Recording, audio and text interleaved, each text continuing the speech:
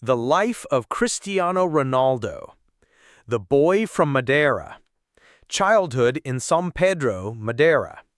Life in poverty, early signs of talent.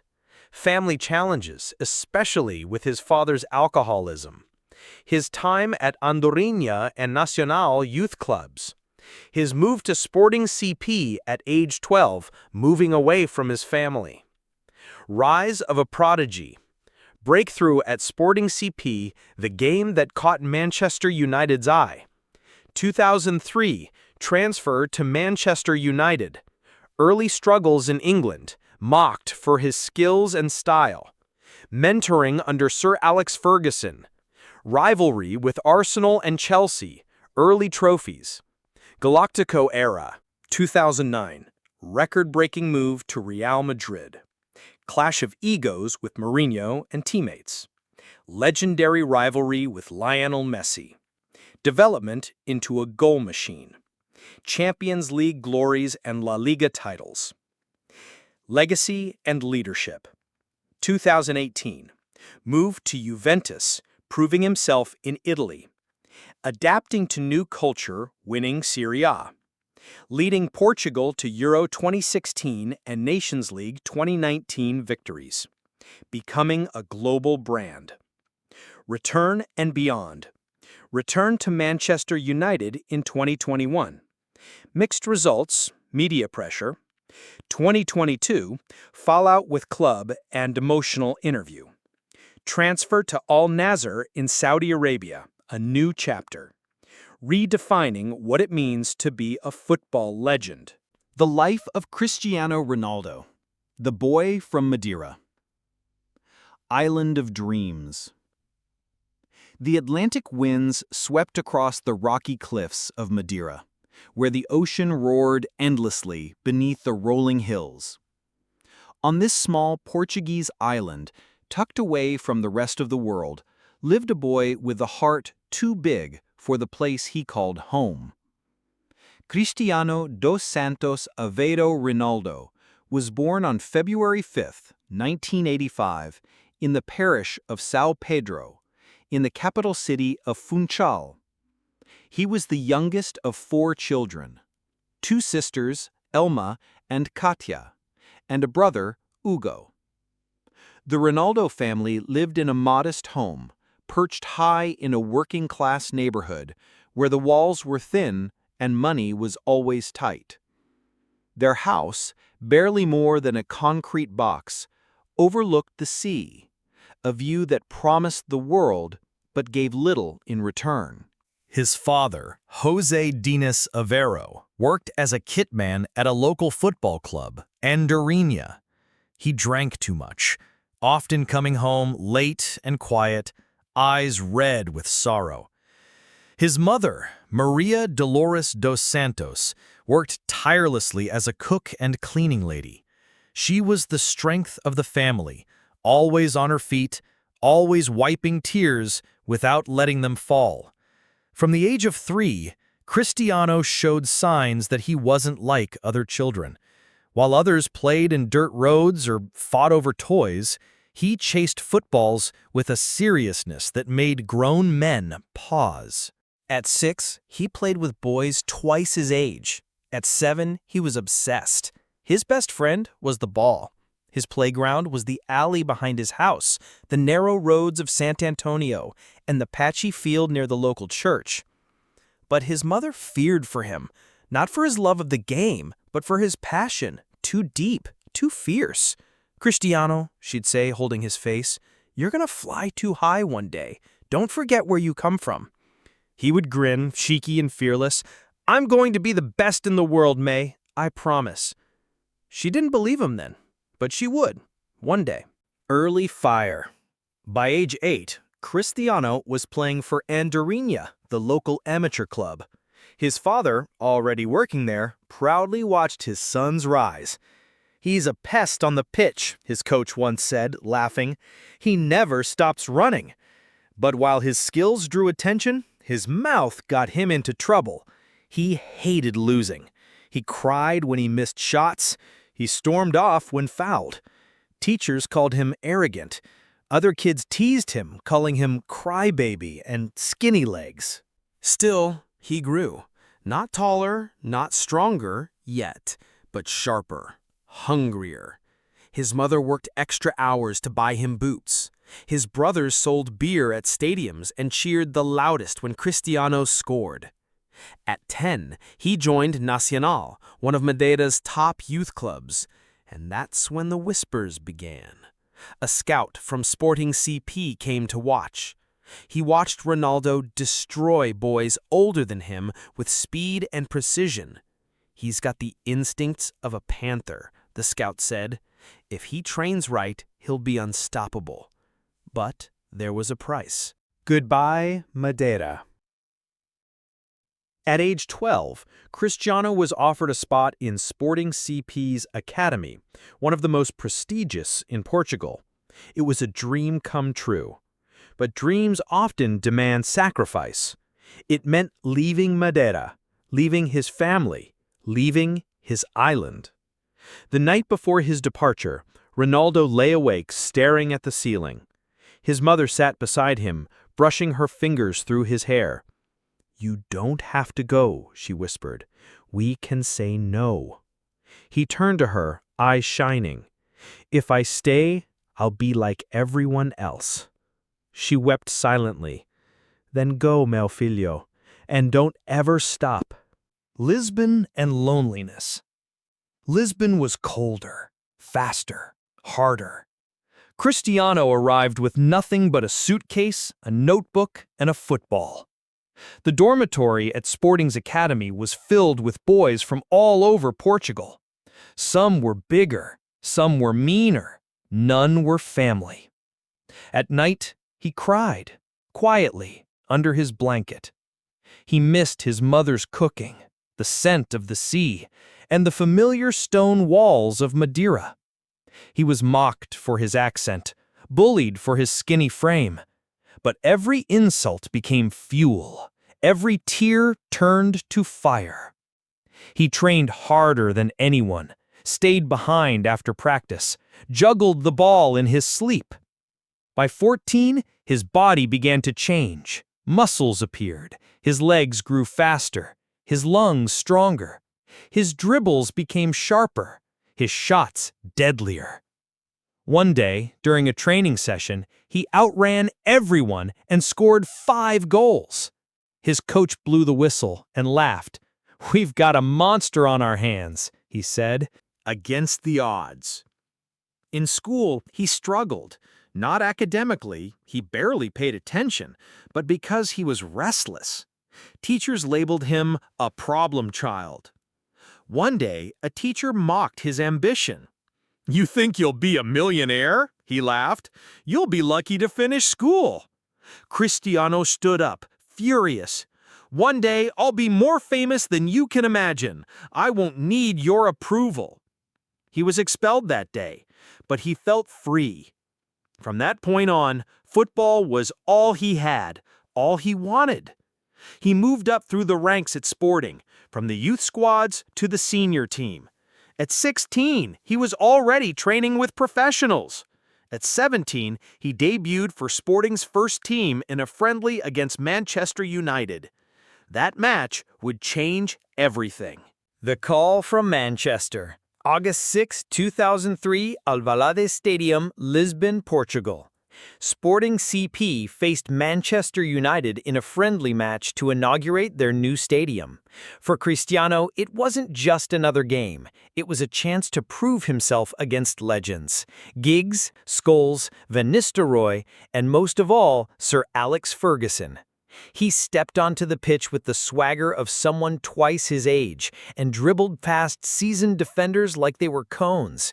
His pace was blistering, his stepovers confused even the most experienced players. The crowd roared with every touch. After the game, Manchester United players were in awe.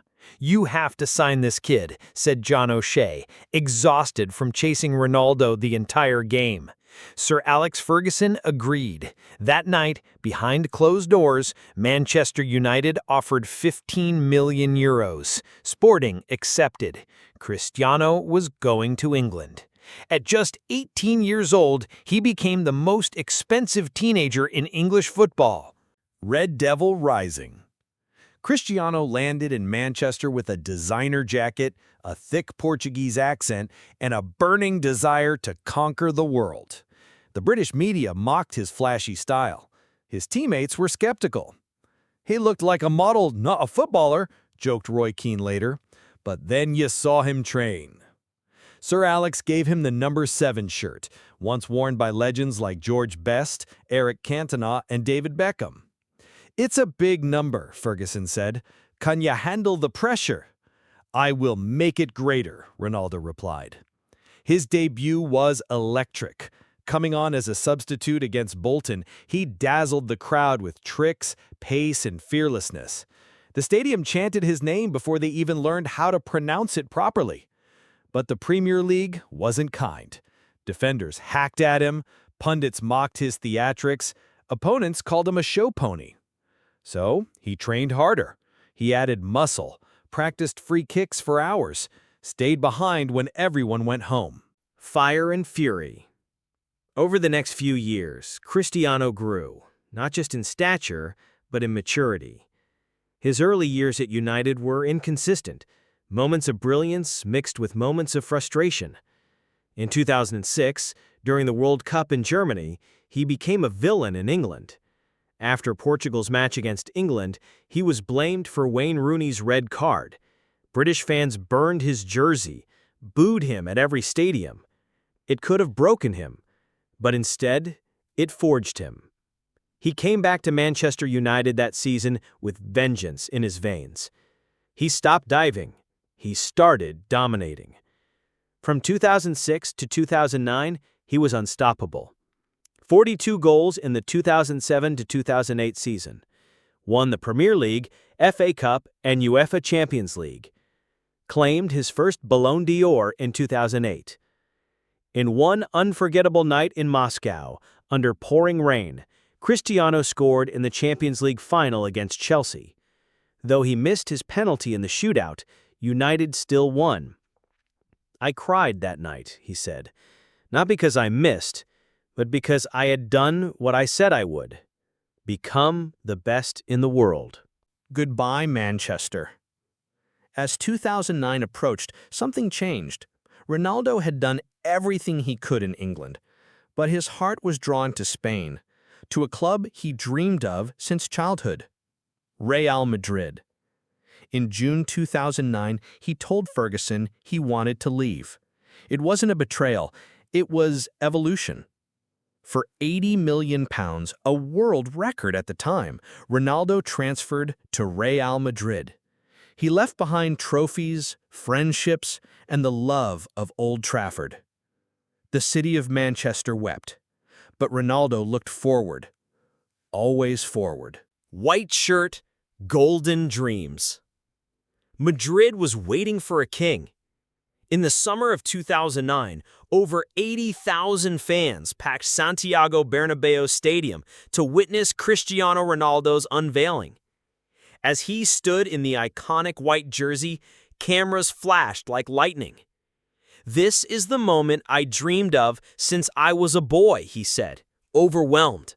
He was no longer just a talented winger. He was the most expensive player in football history. With that came expectations, pressure, and the eyes of the world. From the start, he took it personally. In his first 4 La Liga matches, he scored in every game. He didn't need time to adapt. Madrid needed time to believe. Clash of Titans. With Ronaldo came another force of nature, a rivalry that would define football for a generation, Lionel Messi. While Ronaldo wore white in Madrid, Messi wore blue and garnet in Barcelona. Where Ronaldo was power and speed, Messi was balance and grace. They weren't just competing for goals, they were competing for legacy. In El Clasico matches, the two giants clashed like myth and fire. 2010, Barcelona 5-0 Madrid, Ronaldo humiliated. 2011, Copa del Rey final, Ronaldo scored the winner with a soaring header. 2012, La Liga. Ronaldo broke the 100-point barrier with Mourinho's Madrid. But Messi wasn't his only battle. He clashed with coaches. Mourinho and Ronaldo had screaming matches in the dressing room. "You're not a god," Mourinho once yelled. "You think I don't know that?" Ronaldo barked back. He also fought injuries, jealous teammates, and media storms. Still, he scored, and scored, and scored. The numbers game. By 2013, Ronaldo had transformed. He wasn't just a winger anymore, he was a machine. Every season was a freak of statistics. 2010, 2011, 53 goals in 54 games. 2011-2012, 60 goals in 55 games. 2012-2013, 55 goals in 55 games. 2013-2014, 51 goals in 47 games. Analysts studied his movement. Defenders dreaded his name. He turned free kicks into science, headers into weapons, and counters into hurricanes. But despite all his personal records, one thing eluded him: the Champions League with Madrid. That would change. La décima, 2013-14. Madrid hadn't won the Champions League since 2002. It was a curse, a ghost. But Ronaldo was obsessed. In the semi-final against Bayern Munich, he scored twice, breaking Messi's record with 16 goals in the tournament. In the final against Atletico Madrid, time was running out. Madrid trailed 1-0. Then Ramos scored in the 93rd minute. Extra time. Madrid exploded. Then Ronaldo stepped up. In the 120th minute, he won a penalty. Shirt off, muscles flexed, he slammed it in. Real Madrid won 4-1. La décima, the long-awaited 10th Champions League, was finally theirs. He collapsed to his knees and wept. That night, the world saw him not just as a footballer, but as a force of nature. King of Europe. Ronaldo wasn't done. 2016, another Champions League. 2017, he scored twice in the final. Another. 2018, a bicycle kick against Juventus that made even the opposing fans stand and applaud. 2018, a third consecutive Champions League under Zidane. By now, he was the all-time top scorer for Madrid. 450 goals in 438 games. 4 Ballon d'Ors with Madrid. 4 Champions League titles in 5 years. He became the face of the club, a global icon. Every child wanted to be CR7. But in the shadows, something shifted. He felt unappreciated by Madrid's board. His relationship with President Florentino Perez soured. He wanted respect. Madrid hesitated, and just like that, the chapter ended. Legacy and leadership. The Turin transition. Summer 2018. The football world stood still. After 9 legendary seasons with Real Madrid, Cristiano Ronaldo shocked everyone by signing with Juventus for €100 million. Some thought he was too old. Some thought he was chasing comfort. But Ronaldo wasn't done chasing greatness. "I'm not here to retire," he told reporters in Turin. "I'm here to win."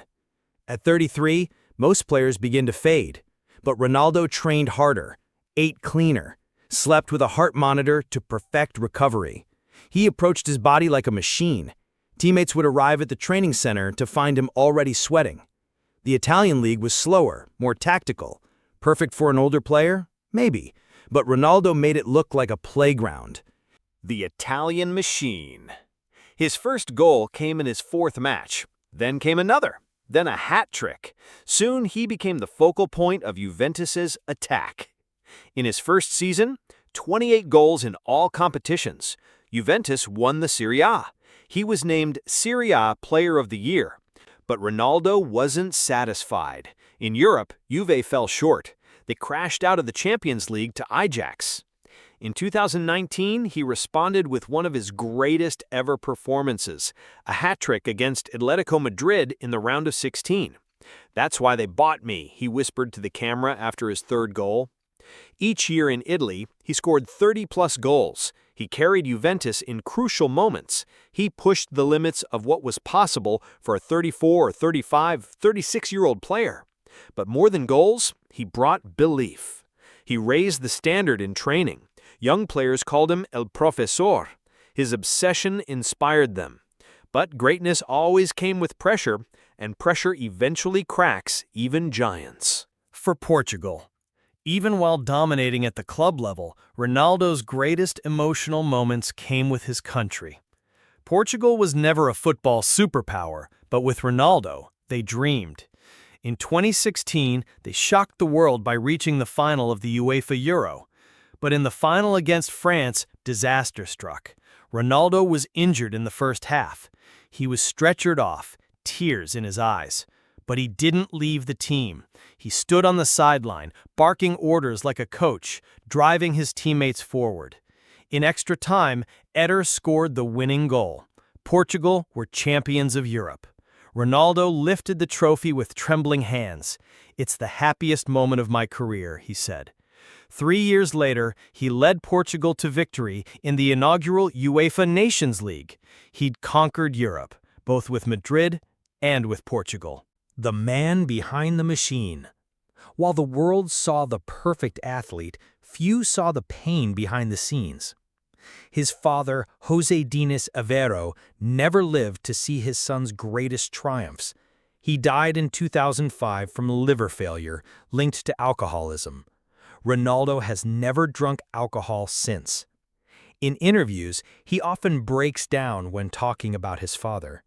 "He never saw what I became," he said once. "That hurts." His mother, Maria Dolores, remains his anchor, always at his matches, always smiling proudly. Then there's his family life. His eldest son, Cristiano Jr., shares his name and his passion for football. His partner, Georgina Rodriguez, became his closest confidant. He raised twins and daughters with the same devotion he showed the game. "I want to be the best father," he once said, "better than I was a player." Off the pitch, he built an empire. CR7 fashion lines, hotels, health and fitness companies. But at the center of everything was discipline. He didn't drink, party, or waste energy. He lived by the clock. Even in vacation photos, his abs looked photoshopped, but they were real. The walls closing in. By 2021, cracks began to form. Juventus, struggling with finances and inconsistent form, failed to win the Champions League yet again. Ronaldo finished as top scorer, but critics blamed him for the team's exit. He had always answered with goals, but now questions lingered. Was age finally catching up? He began to feel underappreciated in Turin, just like in Madrid before. Rumors swirled. PSG? Manchester City? Then the unthinkable happened.